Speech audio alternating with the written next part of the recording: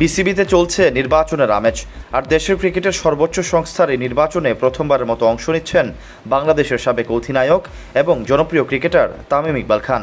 আর দেশের সাবেক এই ওপেনার সরাসরি বিসিবি সভাপতি হিসেবেই লড়বেন।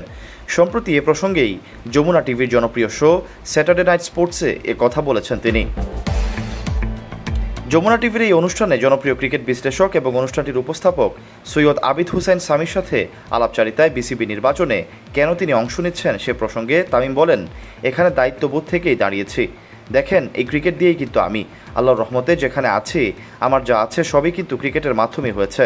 আমার জন্য সবচেয়ে সহজ হচ্ছে এখান থেকে সরে যেয়ে ব্যবসা বাণিজ্য ইনভেস্টমেন্টগুলোতে সময় দেওয়া, কিন্তু কঠিন পাঠ হচ্ছে এই দিকে আগানো। আমি এত বছর ক্রিকেট খেলে যা বুঝেছি, এই 20 থেকে 25 বছরে আমি যা ফিল করেছি, অনেক কিছুই থাকা উচিত ছিল। কেন আমরা টপ লেভেলে যেতে পারিনি? আমার মতো আরও 100টা ছেলেও তাই ভেবেছে। আমার ক্রিকেট ক্যারিয়ার তো অলমোস্ট ওভার। আমি এখন চাচ্ছি ক্রিকেট থেকে যা পেয়েছি তার কিছুটা ফিরিয়ে দিতে। এই যে এত সমস্যা, প্লেয়ারদের বোঝা, এটা দায়িত্ববোধ থেকে এসেছে বলে এই জায়গায় এসেছে। এছাড়া এত কম বয়সেই কেন নির্বাচনে আসলেন, এ প্রসঙ্গে সৈয়দ সামিকে তামিম বলেন, এটা আমারও অনেক জায়গায় শুনতে হয়, এত অল্প বয়সে কেন?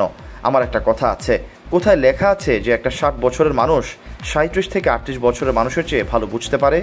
আপনি ফেসবুক দেখেন, জাকারবার্গ এভাবে ভাবলে এত কম বয়সে বিলিয়নার হতে পারতো না। আইসিসির চেয়ারম্যানের বয়সটাও দেখেন, সবাই যদি এভাবেই ভাবতো তাহলে কেউ সাকসেসফুল হতো না। আর বিসিবিতেও যদি সব ঠিকঠাক হতো তাহলে আমি আসতাম না। যেহেতু আমি ভেবেছি আমি পারবো, তাই আসছি। অনুষ্ঠানে সৈয়দ সামি তামিমের কাছে তাকে ভোট দেওয়ার অন্তত 3টা কারণ জানতে চান। এ প্রসঙ্গে তামিম বলেন, আমার কাছে মনে হয় আমার বয়স এখানে একটা অ্যাডভান্টেজ। দ্বিতীয়ত, আমি সাম্প্রতিক টাইমে ক্রিকেট ছেড়েছি, তাই আধুনিক ক্রিকেটে কোনটা দরকার, কোনটা প্রয়োজন, এসব সম্পর্কে আমার ভালো আইডিয়া আছে। তৃতীয়ত, আমাদের 20 বছরের যে ইকোসিস্টেমটা উচিত ছিল ক্রিকেটে সঠিকভাবে তৈরি হওয়ার, সেটা হয়নি বলেই আমি মনে করি। আমি এসব ব্যাপারে খুব ভালো আইডিয়া রাখি। যারা আমাকে ভোট দিবেন তারাও তো ক্রিকেটেরই মানুষ, ওনারাও জানেন যে আমার এই ক্ষমতাটা আছে অর্গানাইজেশন করার। এটা এমন না যে লাস্ট 20 বছর ধরে টিম চালাতে হবে, আবার শেষ 7 বছর ধরে আমি বিপিএল টিমটা একা চালাচ্ছি। এটা ফরচুন বরিশাল হোক, কুমিল্লা হোক, বিদেশি ক্রিকেটারদের হ্যান্ডেল করা, বাংলাদেশের ক্রিকেটারদের মধ্যে কাকে চুজ করতে হবে, কাকে নেওয়া যাবে না, কাকে কখন ব্যবহার করতে হবে, এইসব প্রত্যেকটা জিনিস আমিই করতাম। এটা আপনারাও জানেন, এটা নতুন কিছু না। এছাড়া অনুষ্ঠানে তামিম জানান, তিনি যদি প্রেসিডেন্ট হন তবে ক্রিকেট এক্সিলেন্সের ডিপার্টমেন্টটা নিজের কাছে রাখতে চান। সেটা গ্রাউন্ডসের মধ্যে পড়তে পারে, ফেসিলিটিসের মধ্যে পড়তে পারে। তিনি বলেন, আমার সবচেয়ে বড় স্বপ্ন হচ্ছে ক্রিকেট এক্সিলেন্স সেন্টার করা। এটার গুরুত্ব কতটুকু এটা আমি জানি বলেই রাখতে চাইব। আমি নিজে যখন খেলেছিলাম, ব্রিসবেনে গিয়েছিলাম।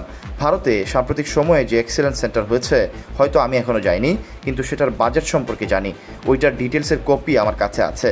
ভেতরে কি আছে না আছে ওদের প্লেয়ারদের সাথেও আমার আলোচনা হয়েছে। সেন্টার অফ এক্সিলেন্স সম্পর্কে আমার খুব ভালো আইডিয়া আছে। তামিম আরও বলেন, আমরা ক্রিকেটারদের থেকে চাই ওয়ার্ল্ড কাপ জিততে হবে, সেমিতে যেতে হবে। আমরা কি ওদের সেই জিনিসটা আসলে দিতে পারছি?